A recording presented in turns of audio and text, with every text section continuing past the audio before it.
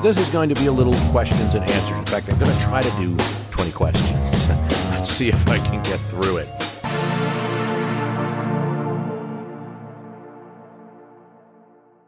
Did Mexico send any troops to the Great War or World War II? That's a good question. I think it's something important to consider as, our relationship with Mexico gets a little tricky these days.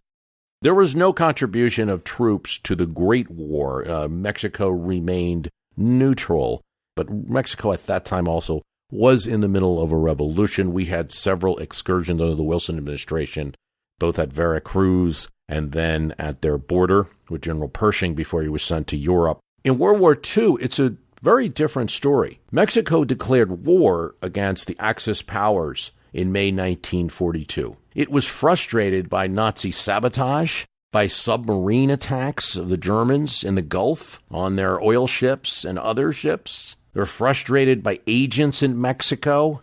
Mexico, under the PRI government, Cardenas, they were friendly to the Soviet Union, and Germany's attack on the Soviet Union angered and annoyed them. Mexico functioned as an ally. Government countered Nazi efforts in the run-up to the war before they declared. They kicked out propaganda agents of the Nazi government that were operating in Mexico. They also felt were undermining the Mexican government. And they offered support to the United States after Pearl Harbor. They also supplied raw materials to the American war effort. And braceros, crossing the border, helped to keep food industries alive in the United States in the absence of a workforce when so many young men were fighting. Also, by simply denying both Germany and Japan an attack point, by remaining hostile to them and keeping their defenses up, Mexico as a nation made an important contribution there. But there's one more heroic story.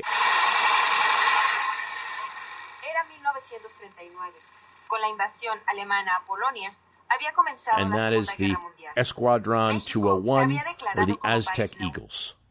300 men, 30 pilots, 25 planes in the Mexican Air Force that fought in the South Pacific. They did go into combat with the Japanese, but it was also significant as it was Mexico's first overseas operation. And it also gave the United States an important propaganda point, that this was indeed a world war. We just throw that term around. World War, Franklin Roosevelt felt, calling it a world war again gave it a kind of prestige, gave it a kind of common purpose. And just like you kind of saw happen during the Iraq War, George W. Bush was seeking out nations that maybe weren't contributing a lot of troops, but gave him the ability to say that it was a coalition. So Poland, Portugal, and countries like that. Same here. It was also important to give us that propaganda point that this was really a war of the world against an aggressive Germany. Tom Morris asks, I'd like to know more about Hoover's rise to power. How did he become so popular to win the presidency and then become one of the worst after the crash?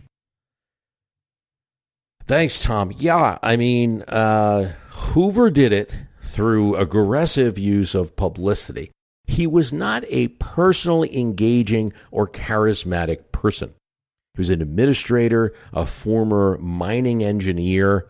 He was then employed as an administrator. He actually worked for Woodrow Wilson, and he liked Woodrow Wilson a lot. There are a lot of people that wanted to run him as a Democrat in 1920. But that didn't come from political skill in the traditional way, like a charm. During the Harding and Coolidge administration, he was Commerce Secretary, and it was an administration that had set out as one of the most important things was the business of America was going to be business. Well, here he is, Commerce Secretary. So a position that generally doesn't mean much to people, and we look to like the Secretary of State. In a time of the 1920s when there was a bit of a retrenchment in America on the international scene, well, the state position wasn't as important. The Commerce Secretary, and during the time there's all this new technology and the stock market is booming, people are looking at Hoover. He's in the right place at the right time. He's very good with making sure that he keeps reporters informed and gaining publicity for his Commerce Department. He's behind developments in radio and developments in the stock market, things like that. So when 1928 comes along, even though Coolidge was not a big fan of Hoover, he kind of saw him as a bit of a usurper, like, well, what did he do? Publicly, he gets enough of his support. He gets that nomination. But I think in the White House, that's where some of his weaknesses came out, and he didn't have the ability to really persuade people very well or to be convincing. While many are affected by the Depression, the number who are threatened with privation is but a minor percentage of our whole people. The task is not beyond the ability of these thousands of community organizations to solve. I read a historian who said that, there were numerous times where Hoover made statements like to the effect of, "We have nothing to fear but fear itself." I would that I possessed the art of words to fix the real issue with which the troubled world is faced in the mind and heart of every American man and woman. Part of our national suffering today is the failure to observe primary yet inexorable laws of human relationship. Modern society cannot survive with the defense of Cain, "Am I my brother's keeper?" But somehow when he said it, it came out long and drawn and out and things like that. But when FDR said it, it just calmed everybody down. There's a British Prime Minister, Harold Wilson, who said that governing comes down to events, dear man, events. And sometimes that's what it's about. You're in the chair, and it is a little bit of the luck of the draw, and he certainly pulled the bad card. And I don't think any person in that office at that time would have been reelected. Not even FDR, if he had started out and then the recession hit during his term.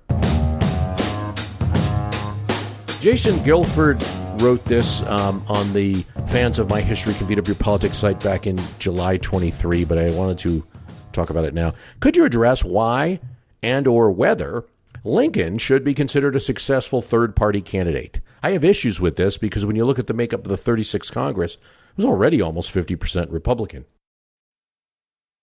Jason, thanks for your question. I am not on board with that. I do hear that from time to time, that Lincoln was the first third-party candidate or the only successful third-party candidate in American history. I do not believe that he was.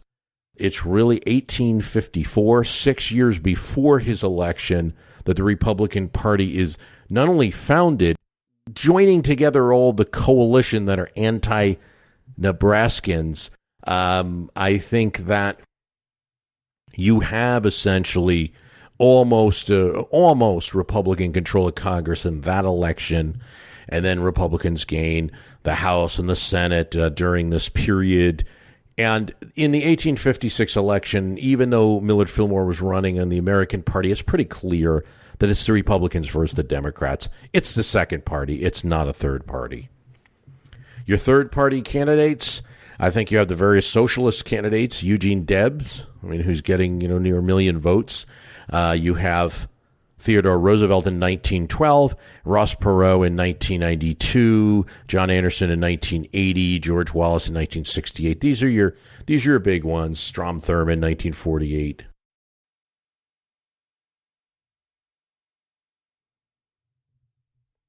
Who is the worst vice president in the 20th century? I got this question on Quora. Oh, it is no doubt a Spiro Agnew. Ended up irritating everyone in the Senate. He was pushing the Nixon administration position. It got to the point where reliable Republican senator started voting against the administration in order to get Agnew off his back. So he didn't get along with his one job as vice president of the Senate. And then he got indicted for things that he had done back in Maryland.